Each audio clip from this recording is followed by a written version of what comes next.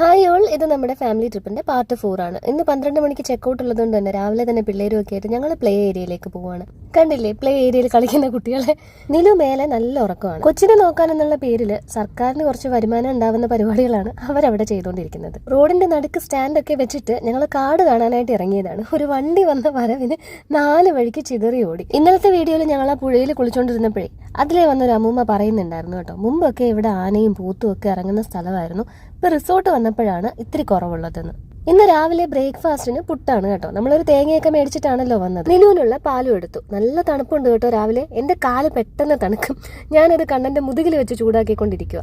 ഞങ്ങൾ വന്നപ്പോൾ പോയ കറണ്ടാണ്. ഇനി ഞങ്ങളാണോ കറണ്ട് കളയുന്ന ആൾക്കാരെന്ന് അറിയാൻ വയ്യ. ഇവിടെ ഇപ്പോൾ ജനറേറ്ററിലാണ് ഇതൊക്കെ വർക്ക് ചെയ്യുന്നത്.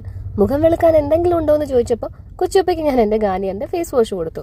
വീട്ടിലെ മുറ്റത്ത് വന്ന് സുസു വയ്ക്കുന്ന പോലെ നിലു എണീറ്റ് അവിടെ വന്നിരുന്ന താഴോട്ട് സുസു വെച്ചിട്ടു. പിന്നെ ആന്റിയുടെ ബ്രഷ് എടുത്ത് തേച്ച്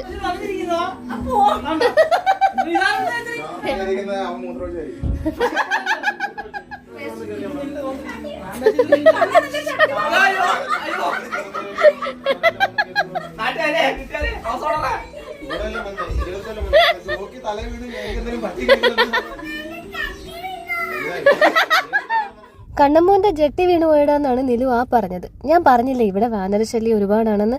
ഇങ്ങനെ ഇരിക്കും കേട്ടോ, ചില സമയത്ത് നമുക്ക് ഡോറ് പോലും തുറക്കാൻ പറ്റത്തില്ല. ഇന്നലെ രാത്രി വെച്ച ചിക്കന്റെ പാർട്സ് കറിയിൽ കുറച്ച് കിഴങ്ങും കൂടെയൊക്കെ പുഴുങ്ങിയിട്ട് കൊണ്ടുവന്ന കോക്കനട്ട് മിൽക്ക് പൗഡറൊക്കെ കലക്കി ചേർത്ത് കറി ഒന്ന് എക്സ്റ്റെൻഡ് ചെയ്തെടുത്തു. കഴിച്ചു കഴിഞ്ഞിട്ട് എങ്ങനെയൊക്കെ നോക്കിയിട്ടും പാത്രങ്ങൾ താഴെ കൊണ്ടുപോകാൻ പറ്റുന്നില്ല. അത്രയ്ക്ക് ഉണ്ടായിരുന്നു കുരങ്ങന്മാര്. നിലുവിനെ ഇതുവരെ പ്ലേ ഏരിയയിൽ കൊണ്ടുപോയില്ലല്ലോ. അപ്പൊ വീണ്ടും ഒരു ട്രിപ്പ് എല്ലാവരും കൂടെ പ്ലേ ഏരിയയിൽ പോയി. ആവേശത്തിൽ ഉറക്കത്തിൽ എണീറ്റവൻ ഇപ്പൊ തലയും കുത്തി താഴെ വീണേനെ. ഞങ്ങൾ പാക്ക് ചെയ്യുന്ന നേരം കൊണ്ട് ഇവരെല്ലാരും പുഴയിൽ പോയി ഒന്ന് കുളിച്ചിട്ടൊക്കെ വന്നു. ഇങ്ങനെ ഒരുപാട് സംഭവങ്ങളുണ്ട് കേട്ടോ, പക്ഷെ ഇത് മാത്രമേ എനിക്ക് ക്യാമറയ്ക്ക് മുന്നിൽ കാണിക്കാൻ പറ്റുന്ന കൊലത്തിൽ കിട്ടിയിട്ടുള്ളൂ. ബാക്കിയൊക്കെ ഓരോരുത്തരുടെ ബർത്ത്ഡേ അനുസരിച്ച് ഫാമിലി ഗ്രൂപ്പിൽ പോസ്റ്റ് ചെയ്യാനുള്ളതാണ്.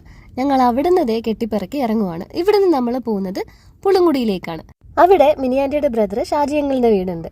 അവിടെ ചുറ്റുമുള്ള ഡെസ്റ്റിനേഷൻസ് നിങ്ങൾക്ക് അറിയാമല്ലോ, കോവളം, ശംഖുമുഖം, അങ്ങനെയൊക്കെ. അതൊക്കെ അടുത്ത പാർട്ടില്.